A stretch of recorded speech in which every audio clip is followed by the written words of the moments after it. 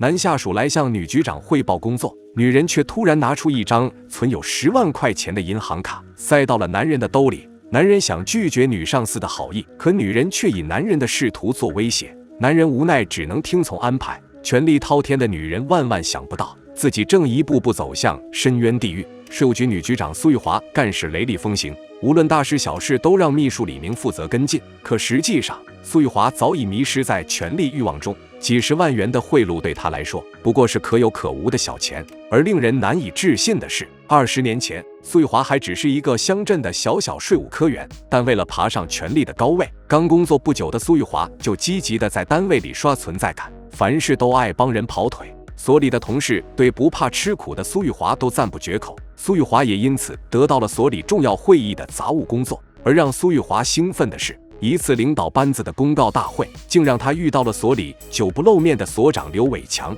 而苏玉华也从此踏上了一条不归路。为了给刘伟强留下好印象，会议结束时，苏玉华急忙殷勤地给刘伟强倒水。可没想到刘伟强对苏玉华却另有图谋，这让苏玉华心里暗喜。本来只想混个脸熟，没想到却被刘伟强一眼看上。此时苏玉华顿时心生一计，想要借此机会抓住权力的尾巴。苏玉华马上用第1个月的工资买了10条紧身裙，每天都有意无意地在刘伟强的办公室门口搔首弄姿。可惜公务繁忙的刘伟强根本没注意到，反倒是一旁的马科长看得眼馋万分，于是很快将苏玉华叫来单独谈话。而他的第一句话就是让苏玉华别等了。原来刘伟强出差了，马科长显然早已看穿苏玉华的企图，他劝苏玉华要有自知之明，别整天想着山鸡变凤凰。刘所长高高在上，还不如把时间多花在他这个科长身上。然而被拆穿心思的苏玉华不仅不慌，还冷嘲热讽地表示自己只会把时间花在大领导身上，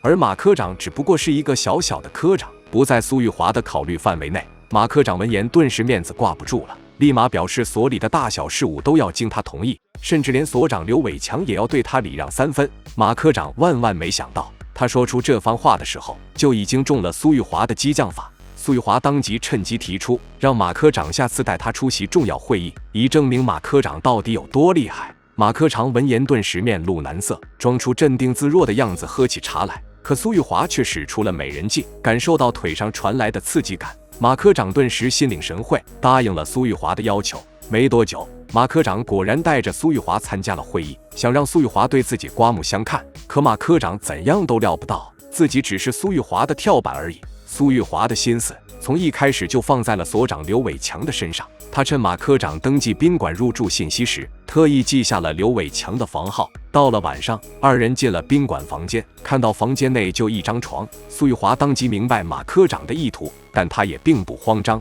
短暂思考后就以舟车劳顿为由，让疲惫的马科长先去洗个澡。而马科长前脚刚进浴室，苏玉华转身就来到了刘伟强的房门口，还特地解下2粒衬衣的纽扣，露出了若隐若现的双峰。对于眼前主动投怀送抱的小狐狸，刘伟强二话不说就把他迎了进来。等马科长洗完澡从浴室出来后，却发现苏玉华已不见踪影。回到单位后，意识到自己被戏耍的马科长第一时间愤怒地找到苏玉华。可苏玉华闻言不仅不求饶，还不紧不慢地表示自己已经被提拔为科长了，从今以后他和马科长那可是平起平坐。马科长闻言一脸难以置信，提醒苏玉华又在做白日梦了。可苏玉华却鄙夷地表示，自己现身的人可是所长刘伟强，而小小的马科长只是帮助他接近刘伟强的一枚棋子而已。马科长闻言顿时怒发冲冠，想教训苏玉华，却听到所长秘书来叫苏玉华，确认对方真的升上科长后，马科长最终只能干瞪眼。然而尝到权力甜头的苏玉华却并不满足于做个科长，就连刘伟强也只是他追名逐利路上的跳板。他趁周末来到整形医院，让医生将自己的双峰整得更为傲人。医生表示整形费至少要6位数，可苏玉华却毫不犹豫地同意了。他深知只有下重本提升自己的外在，才能接触到更为优秀的男人，让自己的权力之路更上一层楼。苏玉华整形之后，刘伟强果然更加频繁地带他出去见领导。在一次与市税务局王局长的私人晚餐上，刘伟强以出去打电话为由，给苏玉华创造机会。刘伟强想借苏玉华与王局长打好关系，殊不知自己反而成了苏玉华的棋子。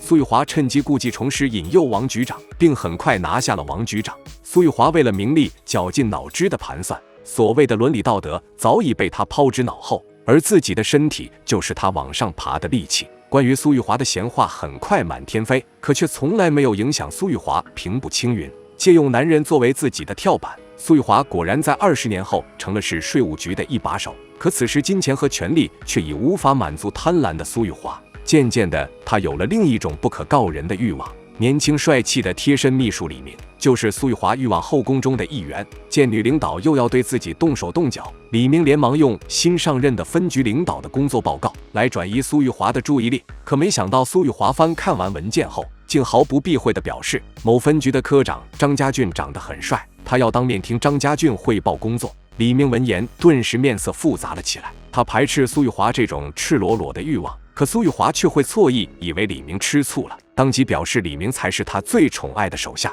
可令人咂舌的是，李明竟然还是苏玉华女儿的男友，也就是说苏玉华竟和女儿共用一个男人。苏玉华女儿求母亲放李明先下班，自己买了电影票想和李明一起去看，而苏玉华答应的同时，却不忘提醒李明让张家俊今晚来汇报工作。到了晚上，李明果然带着帅气的分局科长张家俊来到苏玉华安排的宾馆里汇报工作。苏玉华开门见山，直接拿了张存着10万元的银行卡放到了张家俊的衬衫口袋里，表示只要张家俊今晚将他服务好，那这10万元就全归他了。不仅如此，苏玉华还可以保证张家俊在1年之内晋升为副所长。苏玉华的话语充斥着不容置疑，举动更是充满了侵略性。可让苏玉华没想到的是，张家俊竟然不买他的账，表示自己是有底线的。将银行卡放到桌上后，想转身离去，可苏玉华却叫住了他，恼怒道：“从来没有人敢拒绝他的要求。”可张家俊却一脸正气地表示，虽然他职位低，但却是个有尊严的人。张家俊说完头也不回地走了。苏玉华见状，顿时怒火中烧，下一秒，他竟又打起了女儿男友李明的主意。他打电话让李明迅速到自己房间来。为了泄愤，苏玉华一把将李明拉到床上，并强调李明现在的一切都是他一手提携的，要求李明今晚对他言听计从。李明稍有不从，苏玉华就疯狂地扇起耳光。李明招架不住，连忙求饶，并答应了苏玉华的要求。而怎么处理拒绝自己的张家俊，苏玉华早有一套手段。张家俊和李明都是苏玉华权力欲场里的一个缩影。为了满足自己的欲望，苏玉华经常以汇报工作的名义，指定年轻英俊的下属与他在深夜单独会面。聪明的赴约者会迅速获得提拔和重用，而拒绝苏玉华的下属则升职无望。这天，熬不住的张家俊最终还是来到苏玉华办公室找他，为那晚的行为道歉，并祈求苏玉华再给自己一次机会。苏玉华数落了一番后便答应了，并让李明先关门出去。李明闻言只得无奈地摇头叹气走了。张家俊为了前途显然是豁出去了，可这件事却不慎让妻子发现了。拦住苏玉华等人后，张家俊的妻子就开始歇斯底里起来，怒斥苏玉华勾引男下属。然而苏玉华见状，却不慌不忙地从包里拿出一张支票，很快就封住了张家俊妻子的嘴。